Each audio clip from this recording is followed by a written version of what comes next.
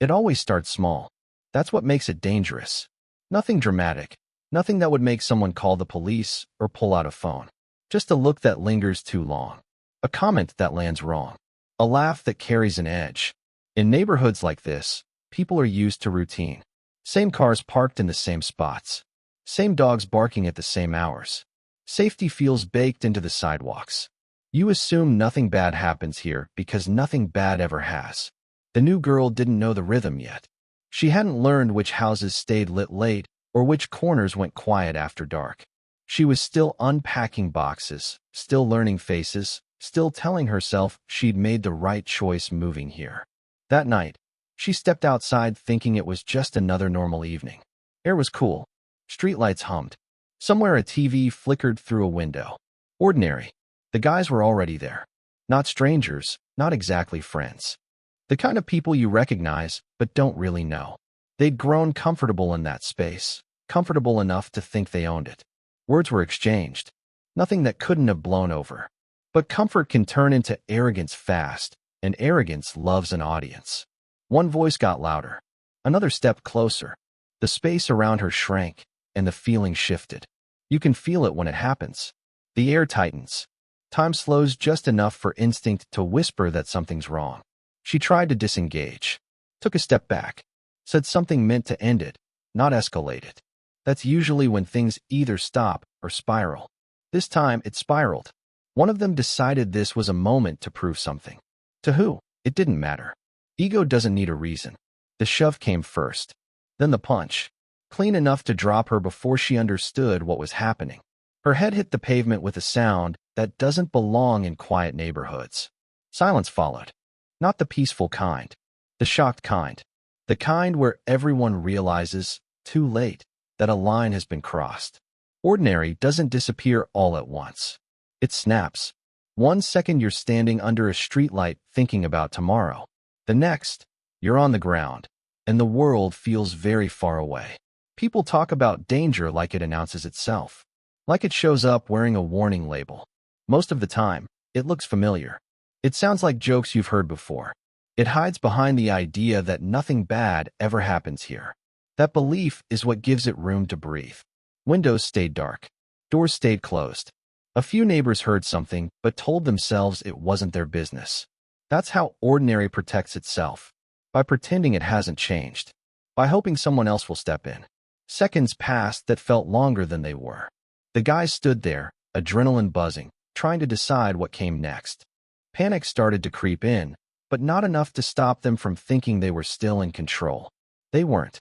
Because ordinary has blind spots. It forgets that people bring their pasts with them.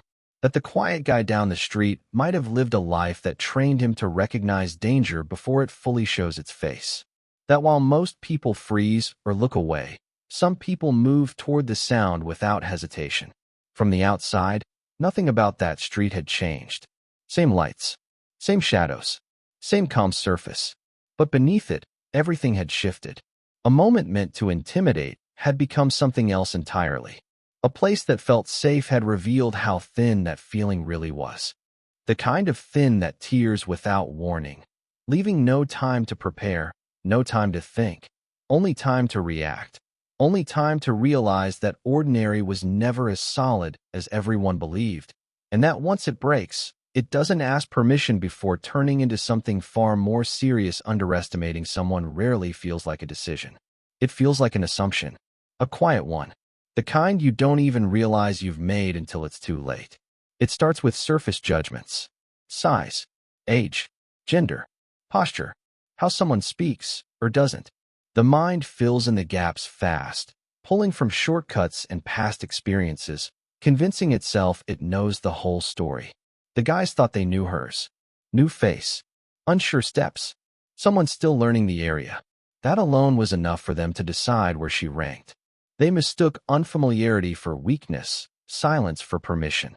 They assumed the street belonged to them because no one had ever challenged that belief before. Comfort breeds confidence, and confidence unchecked turns careless. They didn't consider consequences beyond the moment. People who underestimate others rarely do. They think in terms of control, not aftermath. In their minds, This would end the way similar moments always had. A scare, a display, a reminder of who held power. They weren't thinking about injuries or witnesses or the way a single action can pull a life off its tracks. They were thinking about winning something that didn't exist. Underestimation works both ways. They underestimated her resilience. The fact that she'd survived other hard moments that didn't show on the surface. They underestimated the impact of knocking someone unconscious, how quickly play becomes crime, how fast adrenaline drains when reality sets in. Most of all, they underestimated the environment they were standing in. Not the street, but the people around it. Every place has stories you can't see. Every quiet block has histories that don't announce themselves. The man watching from across the way didn't look like a threat. He looked like a neighbor. That's what made the mistake so costly. They assumed the lack of reaction meant safety, that no one capable was nearby, that silence equaled weakness. They had no idea that silence sometimes means control. Training changes how people see moments like this. It strips away hesitation and replaces it with assessment. Distance, numbers, timing. When others freeze, trained minds calculate. Underestimation ignores that entirely. It assumes everyone responds the same way. That fear always wins. That experience doesn't exist unless it's visible. The cost of that assumption shows up fast. It shows up in widened eyes when something doesn't go as planned. In the sudden shift from confidence to confusion. The realization that the situation is no longer theirs to dictate. Underestimation leaves no backup plan because it never imagines resistance. When resistance appears, it feels like betrayal of the script they'd already written. There's also a deeper cost that lingers beyond the moment. Reputations change. Streets remember. People who once felt untouchable start watching over their shoulders. One wrong judgment can collapse the image someone has built of themselves. Power based on fear is fragile, and once it cracks, it doesn't repair cleanly. Underestimating someone also means underestimating yourself. Overestimating control. Overestimating how much the world will bend around your wants. It's believing you can act without response, without ripple. That belief doesn't survive contact with reality. Reality has a way of correcting arrogance swiftly and without mercy. What makes underestimation so dangerous is how ordinary it feels. It doesn't require cruelty, just carelessness. A shrug, a smirk, a step too close. By the time the cost is visible, the decision has already been made. The moment has already turned. The assumptions have already collided with something solid. And once that collision happens, there's no rewinding it. No explaining it away. No pretending it was harmless. The body remembers. The street remembers. The people involved carry it forward in different ways. Some with regret. Some with fear. Some with a quiet understanding that they misjudged not just a person, but the world they were standing in. A world that doesn't owe anyone the outcome they expect. A world where the smallest assumptions can trigger consequences far heavier than anyone intended. Silence has a way of being misunderstood. People are uncomfortable with it, so they rush to explain it. They label it as fear, as submission, as lack of confidence. In tense moments, the loudest voice is often assumed to be the strongest, while the quiet one gets overlooked. That assumption feels natural in a world that rewards noise. But silence isn't empty. It's often full of restraint, awareness, and choice. The quiet neighbor didn't say much when he moved in. He nodded. He kept to himself. He blended into the background of the street so well that people stopped noticing him at all. That invisibility became part of the problem. The guys had seen him before, but never really looked. He didn't posture, didn't stare, didn't assert himself into conversations that weren't his. To them, that meant he didn't matter. Silence creates space, and space makes careless people bold. When no one speaks up, some assume no one can. When no one intervenes right away, they think no one will. That's how lines get crossed. Not all at once, but inch by inch. A joke that goes unanswered. A shove that isn't challenged. A punch thrown because the room feels permissive. Silence gets mistaken for approval when it's really just observation. What most people don't realize is that silence is often active. It's listening. It's measuring. It's deciding whether something is worth engaging. especially for people who've learned the cost of reacting too soon. Experience teaches you that not every moment requires a response, but some moments demand a precise one. Silence buys time, and time sharpens decisions. The girl on the ground didn't hear the quiet neighbor approach. Neither did the guys. They were too focused on their own breathing, their own adrenaline, the sudden shift in energy.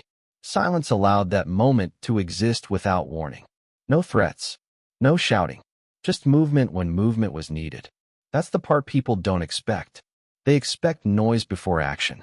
They expect escalation to announce itself. Silence also hides history. You can't see what someone has endured, what they've been trained to do, what they've learned to control. The loudest people are often the least disciplined because they rely on volume to create authority. The quiet ones rely on capability. They don't need to prove anything until something demands proof. Until then, they conserve energy. They wait. In everyday life, silence gets punished. People are told to speak up, stand out, assert themselves. There's value in that, but there's also value in knowing when to hold back. The strongest reactions are rarely impulsive. They're deliberate. Silence allows someone to stay grounded when chaos tries to pull everyone else off balance. The guys mistook that grounded presence for absence. They thought the lack of reaction meant lack of threat. They didn't notice the way his posture changed, the way his focus narrowed, the way his body language shifted from relaxed to ready. Silence doesn't mean stillness. It means control over when to move. There's a moment before action that most people never recognize. A point where everything is already decided, even if nothing has happened yet. That moment lives in silence. It's where lines are drawn internally, where limits are set. Once crossed, the response isn't emotional. It's mechanical, efficient, uncluttered by doubt. Silence also protects others. By not drawing attention early, it prevents panic. It avoids tipping off people who might run or escalate. It keeps the situation contained until it can be ended quickly. Loud interventions often drag things out. Quiet ones end them. Afterward, people replay what happened and say it came out of nowhere. That's only true if you weren't paying attention. Silence had been there the whole time, watching, waiting. It wasn't weakness that allowed things to unfold. It was restraint, the kind that only looks like passivity to those who don't understand the difference. And that misunderstanding is costly, because once silence breaks, it doesn't do so gently. It doesn't need to announce itself. It arrives fully formed, shaped by everything it's been holding back, leaving no room for argument, no space for bravado, no time for anyone to realize that what they dismissed as nothing was actually the most dangerous presence on the street. Training doesn't announce itself. It doesn't show up in dramatic poses or rehearsed threats. Real training settles deeper than that. It rewires how a person reacts when things go wrong. While most people rely on emotion in moments of stress, training replaces emotion with process. Not because the person feels nothing, but because feeling everything would get in the way. When pressure hits, untrained minds scatter. Thoughts race ahead or lock up entirely. Fear competes with anger, and both fight for control. Training simplifies that chaos. It narrows focus. It strips the moment down to what matters and discards everything else. Distance, position, movement, risk, outcome. Decisions happen in sequence, not panic. The difference becomes obvious the instant violence enters the picture. For most people, violence feels unreal until it's already happening. There's a delay between seeing it and responding to it. Training shortens that gap. Sometimes it removes it altogether. The body moves before the mind finishes naming what's happening, because it has seen versions of this before, even if the setting is different. Years of repetition build pathways that don't rely on conscious thought. The same way a driver hits the brakes without thinking, trained responses emerge without hesitation. That's why pressure reveals training so clearly. You don't rise to the occasion. You fall back on what you've practiced. Under stress, there's no room for improvisation based on hope. The quiet neighbor didn't need time to hype himself up. There was no internal debate about whether to get involved or how dangerous it might be. Training had already answered those questions long ago. Threat identified. Innocent person down. Immediate action required. Everything else became irrelevant. People often imagine training as strength or aggression, but that's a shallow view. True training is control. Control of breath, control of movement, control of force. Knowing exactly how much is necessary and stopping the moment the threat is neutralized. That discipline doesn't come from anger. It comes from structure drilled in when no one was watching. Under pressure, trained people don't waste energy. They don't shout. They don't posture. They don't explain. Every extra movement is a liability. Every unnecessary second increases risk. Efficiency becomes instinctive. And the danger. Secure the situation. Move on. This is why trained responses look sudden to outsiders. 1 second nothing seems to be happening. The next, it's over. There's no gradual escalation because escalation was never the goal. Resolution was. Training removes the need for drama because drama serves no purpose. It also removes hesitation. Hesitation gets people hurt. Training teaches when to pause and when not to. That distinction matters. Waiting too long can be just as dangerous as acting too soon. Experience teaches where that line is, and pressure exposes whether someone actually knows it or just thinks they do. The guys relied on intimidation and numbers. Those tools work until they don't. Training doesn't care about ego or reputation. It treats everyone as variables. Size, speed, angles, balance. The moment becomes technical, not personal. That's why bravado collapses so quickly when it meets skill. There's nothing to argue with.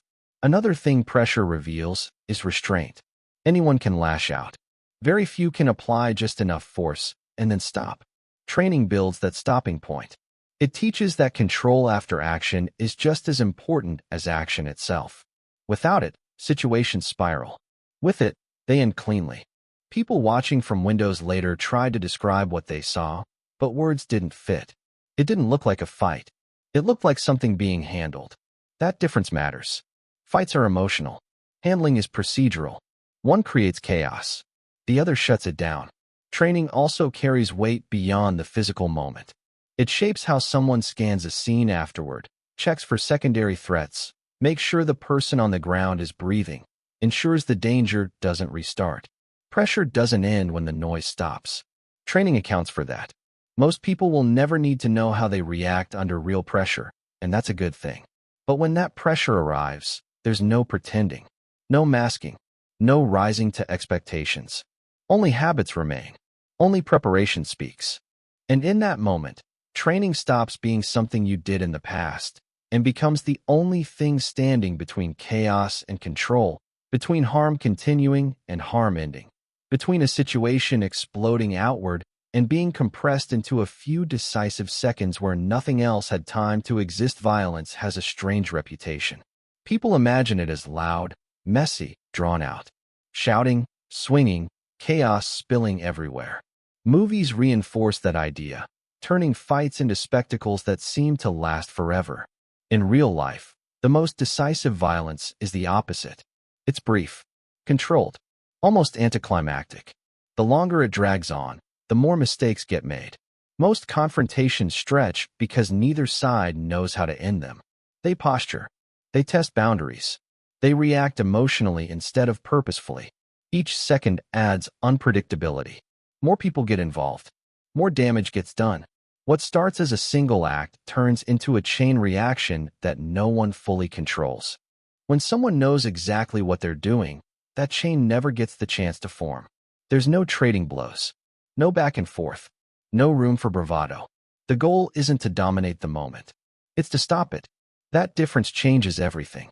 Violence, when applied with clarity, isn't about expression. It's about interruption.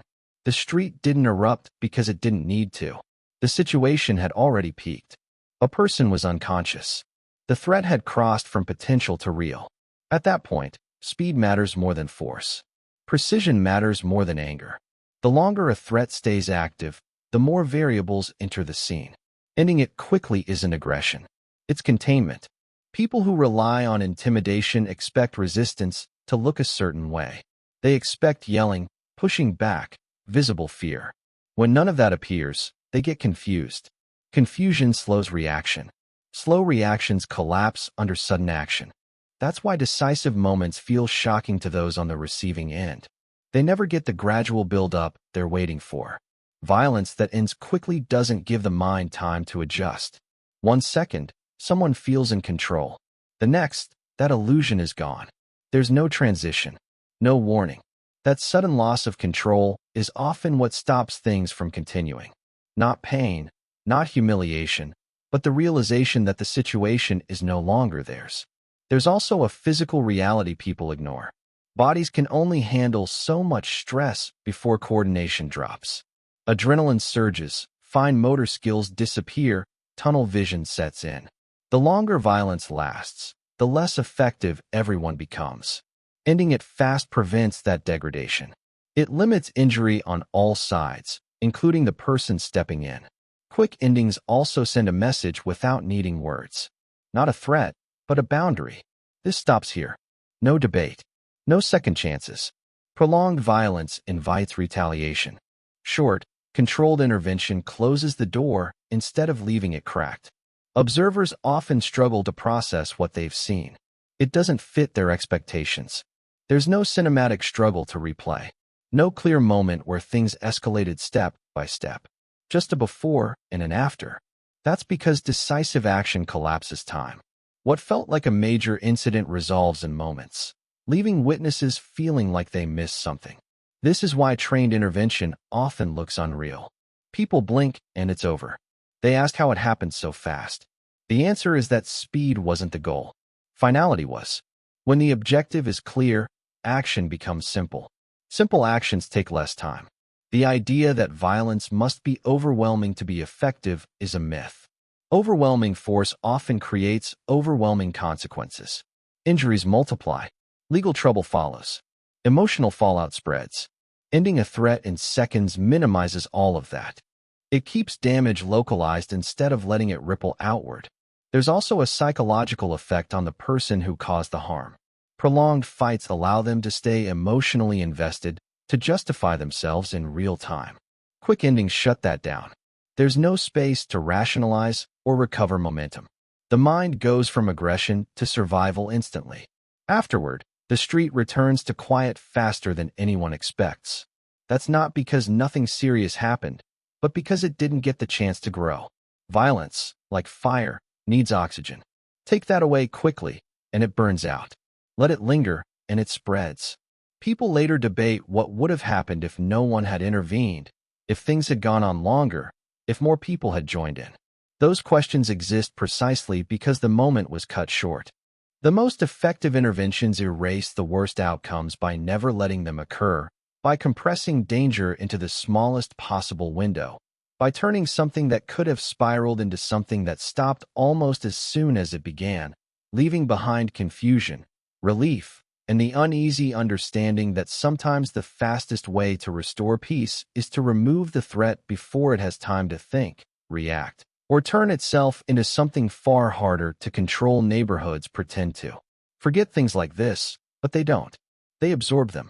They store them in small changes that only make sense if you know the story. A porch light that stays on longer than it used to. A group that no longer gathers on the same corner. A silence that feels different than before. Nothing gets announced, but everyone adjusts. The morning after felt strange.